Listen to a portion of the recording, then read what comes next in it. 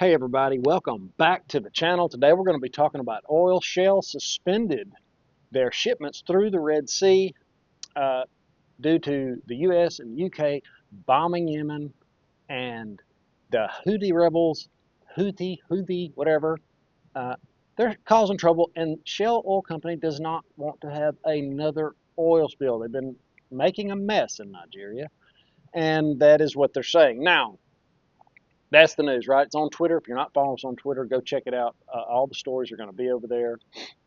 But the interesting takeaway, the thing, what is the thing? What can we learn from that? I'm going to get into that. What happened prior to the GFC, the Great Financial Crisis in 2008? What did oil do? What were some of the pressures on it? This is the pressure on oil, right? And there's many more. We're going to get into it. But first, I want to congratulate the winner of the Silver Eagle. I will be announcing that in just a minute. That was in the last video. And we have another silver coin to give away. Listen.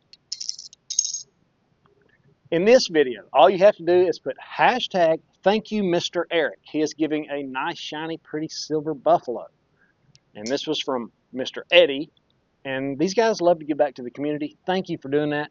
This is the number to call if you want a coin or if you want precious metals. Stacy is a broker for Miles Franklin. If you want to hedge your wealth with real money as they devalue the dollar, it just makes sense. It's an insurance policy.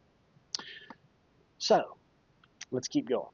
Now, during the 2008 GFC, what happened? The price of oil experienced a significant decline. Do you remember that? I do. It was crazy. Down, and then it went parabolic.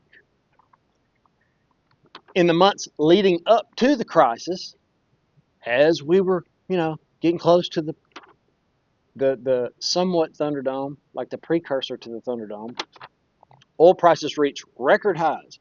Brent crude peaked at $147 a barrel. Okay, that was in July. However, when the financial crisis unfolded, the global economy entered a severe downturn. All right, well, what happens then? Well, oil prices went to $40 a barrel by December 2008. 70% decline. So what can we learn from it? Well, the reduction in global demand is what happened, and how it happened is really interesting. But you had an economic downturn, a decrease in demand, industries scaled back, consumers reduced their spending. Okay, the recession, right? That's a word we're going to start hearing more and more from the talking heads on TV when they realize we're already in a recession, if they don't already know. We had financial market volatility.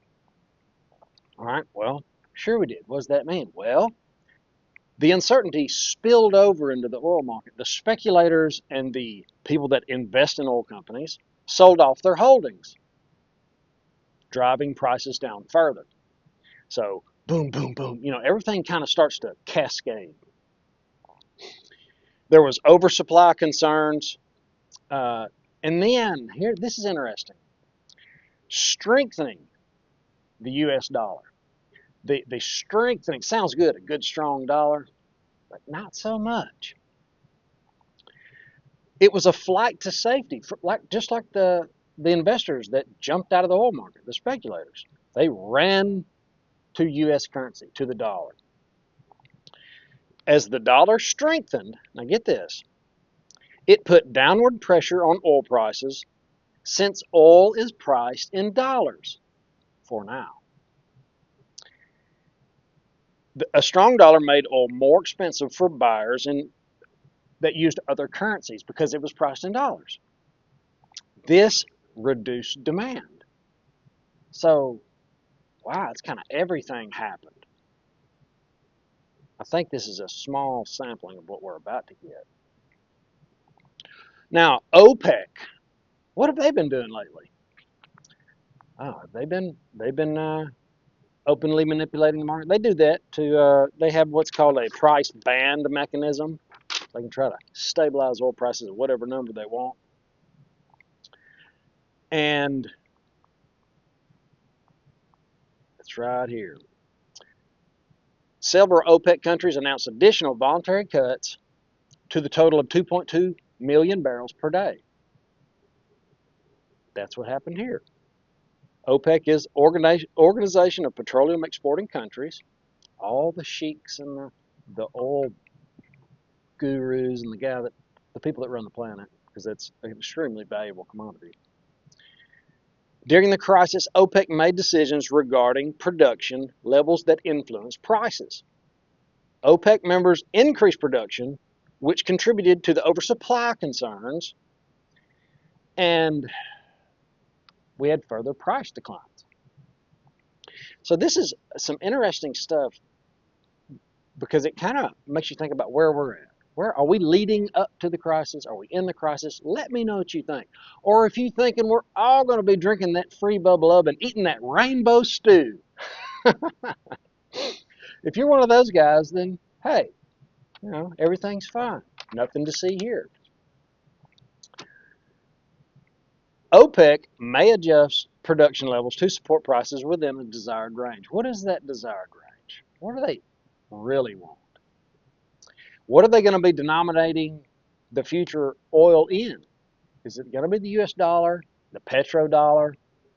I got another story about that in a little bit. But I just, what happens when the dollar gets so strong and they're just tired of it? It just makes sense to me. Now, Barb Swells, you won the Silver Eagle. Barb Swells 8464. So that was from the last video. If you want to win the Buffalo, all you have to do is put hashtag thank you Mr. Eric in the comments of this video, and I'm giving it away. I'm going to pay for the shipping. There's no strings attached. You don't even have to like the video or subscribe, but I would appreciate it because it's only good if you like it. A wise man told me that. He said, it's only good if you like it, and it ain't worth a dang if you don't. And that is the oil story. Now, guys, before I let you go, I want to tell you I have reconnected with a childhood friend of mine. It's one of my favorite people, but we resonated right off the bat when I met him, talked to him again, and he is helping me leaps and bounds in the trading that I have been practicing and working on till 11 and 12 at night. I'm pursuing this just like I pursued my welding career, just like I pursued rental properties, just like I pursue things that I'm going to do. No matter what, I'm going to do this. And I can't wait for you to meet him. I haven't even talked to him about this, but I know the community's they're going to want to know my people because the community is my people. We're all the same.